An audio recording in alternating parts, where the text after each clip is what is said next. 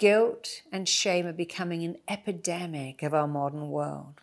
Guilt and shame are some of the lowest, most debilitating feelings we ever have to deal with in our day-to-day life.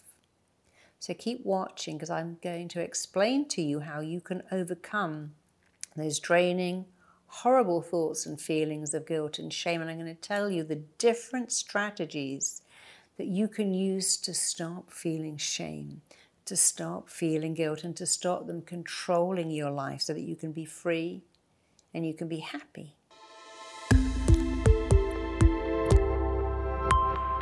So what is the definition of shame?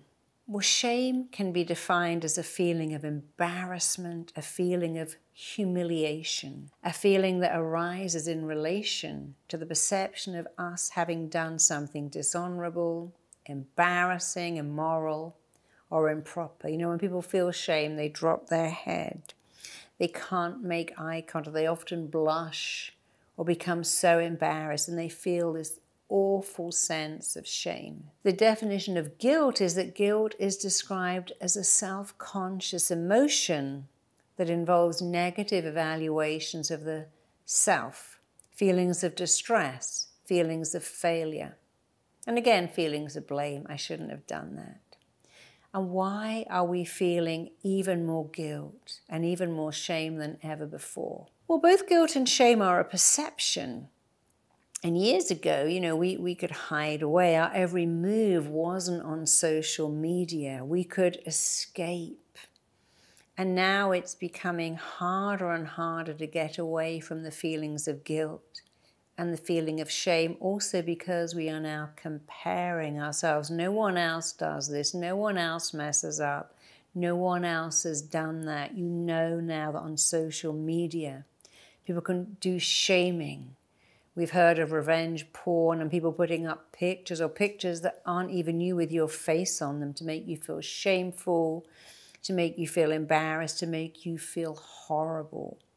So it's other people's perception. After all, if no one knew you did anything wrong, if no one ever knew, you might feel less guilty and less shameful. You know, it's easy to make a child feel ashamed. Many clients come to me and say, you know, when I was a kid, my mother came in, if I had my hands in the bed, she goes, what are you doing in there? Get your hands out of the bed. One of my clients said she had to sleep with her hands on the sheets like that every night. Her mother was obsessed with the fact that she just might touch herself. And if she had, that would be so dirty. And yet, kids love doing that. You know why? It feels kind of nice.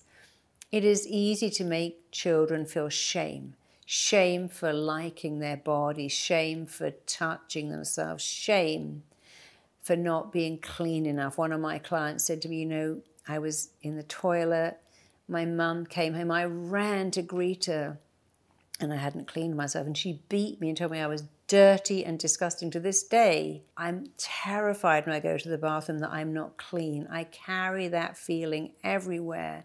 I remember the shame of her telling me I was so dirty, when the truth is she was a little girl excited about her mum coming home, and she jumped off the toilet and ran to meet her. And you know, it's so easy to feel trauma in our childhood. I was made to feel shameful. I see this every day. When I was a kid, I looked at the neighbors' genitals and they looked at mine.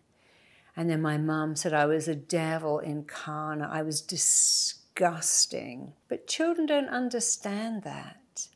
And so childhood trauma can leave us with tremendous guilt, tremendous shame. The shame is over something we did that society thought was wrong.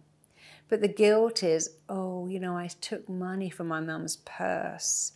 I cheated in an exam. I kissed my friend's boyfriend or girlfriend, and I feel so guilty. So our biggest shame will come from childhood trauma or perception that we've done something we should be deeply, deeply embarrassed about. And then we have the pressure of social media, because we have more scrutiny, more observation, more judgment than ever before. And then we have guilt about how we are. I feel so guilty I don't see my mum, or I feel so guilty I don't visit my parents. I feel guilty I have more than my friends. I feel guilty I'm having my third baby, and my sister can't even have one, and I'm guilty. I'm guilty I can't get pregnant. Somebody said to me, my whole community saved up for me to have IVF and I didn't even make one egg.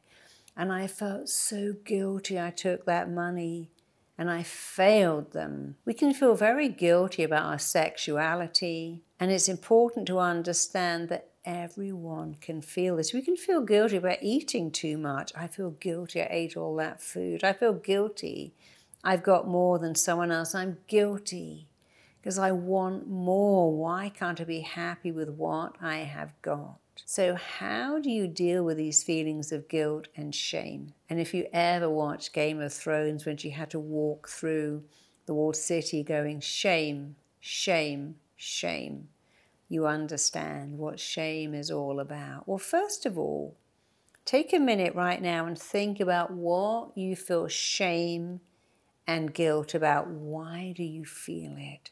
What's it all about? And who taught you to feel that way?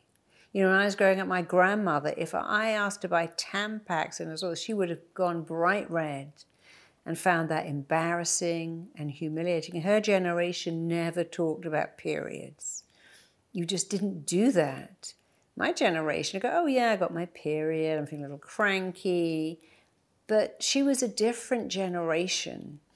She didn't understand a lot of things today that are normal. And that's important to understand. Where does it come from? Who taught you this guilt? Who taught you this shame?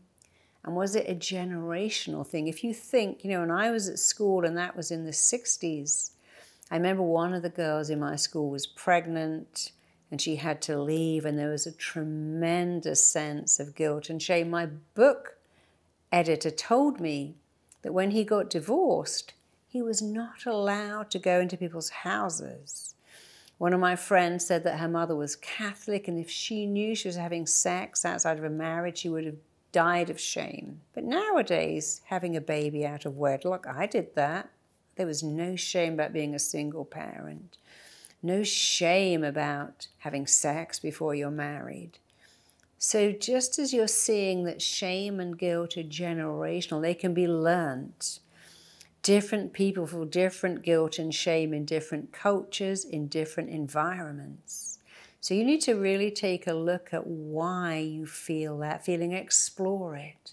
You know, I love the fact the word cure comes from curiosity. Get curious about why you feel guilty, why you feel shameful, why you feel humiliated. Get curious. In getting curious, you could cure your feelings of guilt and shame. Where does it come from? Who gave it to you? What did they believe? Why are you carrying it with you? Is it external pressure? Is it self-doubt? And then look at how you can make amends. If you took money from your mum's purse when you were a kid, if you cheated on an exam, go back and say to mum, hey mum, when I was 8, I took money from your purse and I feel so bad. Go, oh, it's okay. Don't worry. Go, no, I need to make amends. Sometimes you can't do that, but if you can make amends, that helps. And if you can't, make amends to yourself. Do it like this. You know, when I was 10, I cheated on an exam. Why did I do that? Well, I really wanted to impress my parents or my teacher. I don't need to do that anymore. I stole some money when I was a kid. I lifted some candy bars because I wanted them. I wouldn't do that today. If anything you are feeling guilty about as a behavior you wouldn't do today, if you wouldn't repeat it, if you would not repeat anything that made you ever feel guilty, guess what? You've learned something. You've enhanced your education. If you wouldn't repeat that behavior, you've learned something and you can get over it. So go easy on yourself. Be kind to yourself. Forgive yourself for making a mistake. A person who never made a mistake never made anything. And you can only learn in life by making mistakes. So use the guilt, use the shame as a lesson, turn it into something positive. You know, one of my clients said, when I was a kid, my mum bought me a turtle. I forgot to give it water, it died, and they gave me so much grief. What a terrible person. You killed your pet. You're so selfish. You're so lazy. That poor pet. died of dehydration because you didn't feed it. But she was 8 years old. My daughter had pets, and I'd explain, you got to feed the pet, you got to change the pet. But I also knew that I had to supervise that. It was my job, if I was going to give her pets, to give her the responsibility, but also to oversee it. If you go, well, today if I had a pet, I would never forget to water it or feed it. I made a mistake. It was a painful mistake, but I would never make that mistake again. So forgive yourself. Forgive yourself completely. And feel grateful that you get a second chance. You know, in the Bible it says to err is human and to forgive is divine. And what does that mean? It means you are allowed to make a mistake and you are supposed to forgive yourself. Here's the thing. You are absolutely allowed to make a mistake because that's how you learn. You know what you're not allowed to do? You are not allowed to beat yourself up, to hurt your own body, to punish yourself for being human and making a mistake. We are flawed people living a flawed life. Many years ago when I was about 22, I was putting garbage outside my house in nothing more than my underwear. My front door shut behind me. And I stood there thinking, oh my God, what am I going to do? And I had to walk into my building and ask my porter to go to another apartment and open the window so I could climb out and get back into my house, all the time just wearing some underwear. And it was embarrassing, but I had to do it. But I have never, ever again, ever gone outside my front door without wedging the doormat in, having some keys, because I learned that was so embarrassing. And I would never, ever, ever do that again. My friend said, oh, mine was much worse. I was trying to get my cat in. I stepped out of my door naked, and the door shut behind me. And I had to go to my neighbor's house and knock on the door and go, hey, before you open the door, have you got a coat or a jacket or a blanket? I'm completely naked here, and I need to call out someone who's got a spare key. And she said the same thing. I would never, ever, ever step outside my door naked. I too wedged the door open, or I put on a robe or something. So they were very embarrassing. But do I still get embarrassed? No, I can tell you about it. It was a learning experience. Everything is learning, even being locked out naked in the street. If you wouldn't do that again, it's okay. And sometimes the things you are most embarrassed about, one day you'll laugh about it. One day you'll go, you know what? It's not so embarrassing. And it really helps occasionally to share it. Hey, I feel so guilty about this. I feel so shameful. And say, oh, that's okay. I wouldn't judge you for that. I was with one of my dear friends on holiday when I was about 20, and she fainted. And as she fainted, she wet herself. The hotel took her up to her room, and I rinsed out her jeans, and she was so embarrassed. I'm like, don't be embarrassed. I love you. I was happy to rinse out your clothes. You'd have done it for me. And she felt so humiliated, but I didn't. Her other friends didn't.